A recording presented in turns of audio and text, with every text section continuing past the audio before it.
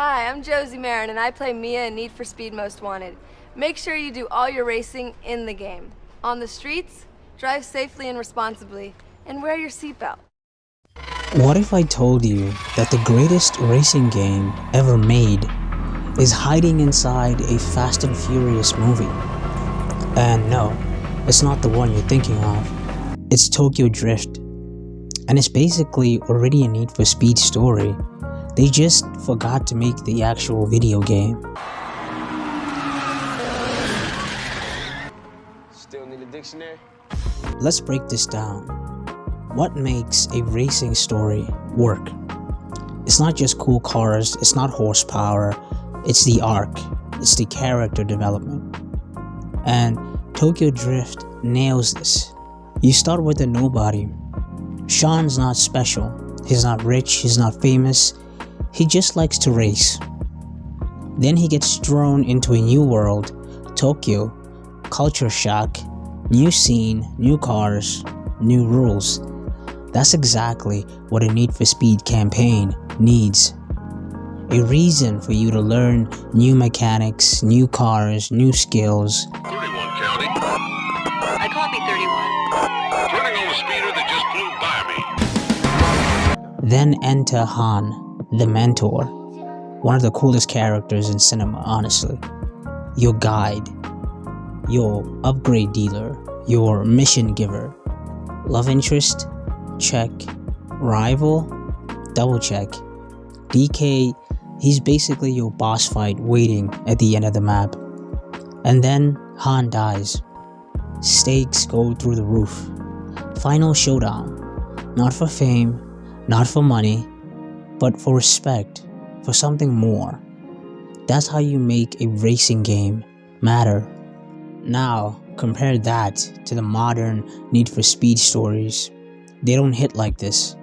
We've had quirky crews, fake heists, influencer nonsense, but none of it has had the weight of the Tokyo Drift story. We're in the depression era of racing games right now. People are replaying Most Wanted, Underground 2, Carbon. Modders are doing more for the genre than the studios. Why? Because these older games, they knew what racing stories needed. An emotional anchor. And Tokyo Drift is literally built like that. And Carbon's territory mechanic?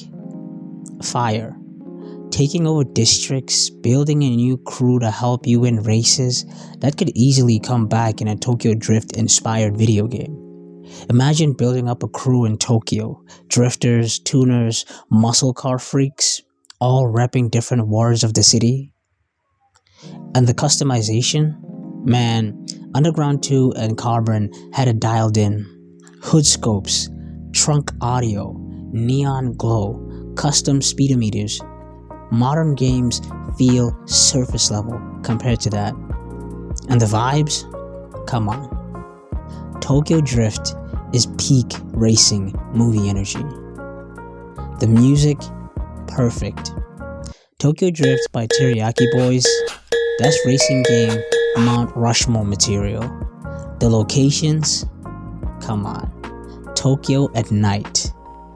Neon signs, mountain passes, drifting around corners and parking garages.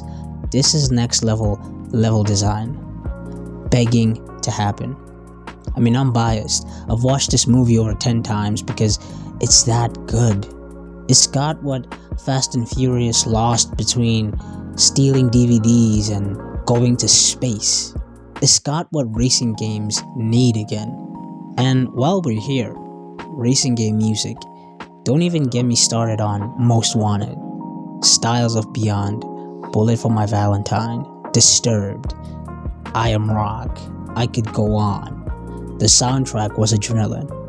And Underground 2, Snoop Dogg remixing Riders on the Storm, and that is the first thing you hear when you boot up the game.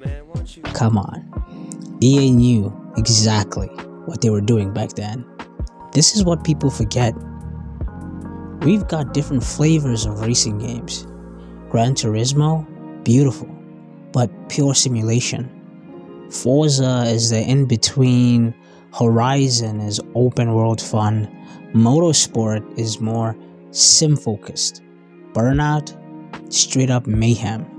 Midnight Club, Underground's cousin from the streets. But Need for Speed, it used to be a little bit of everything. Street racing, police chases, wild stories, customization, soundtracks that felt like burned CDs or mixtapes for your first car. It used to be culture, not just a racing game. And Tokyo Drift is literally that blueprint. Let's give props to Forza too. Horizon has perfected that open world festival vibe, but even Forza, as polished as it is, doesn't really hit emotional story beats. It's car paradise, but not personal stakes. That's what the template of Tokyo Drift could bring to the Need for Speed games. Not just what you drive, but why. Blend it all. Arcadey fun like Burnout, crazy open world challenges like Horizon, emotional payoff like the Tokyo Drift story, chaos, precision, heart. And listen, I'll give credit where it's due. The Need for Speed movie, it wasn't terrible. Car selection, beautiful. They had Koenigseggs, Mustangs, real stunts by the way, no fake CGI garbage. And the soundtrack, people forget Linkin Park was in that movie. Roads Untraveled, one of the hottest emotional songs I've heard. And they used it for the big moment. It hit. The bones of something great were there. They just didn't have a solid story. Let's be honest, Han is who every mentor character should be. He doesn't just hand you skills, he gives you philosophy.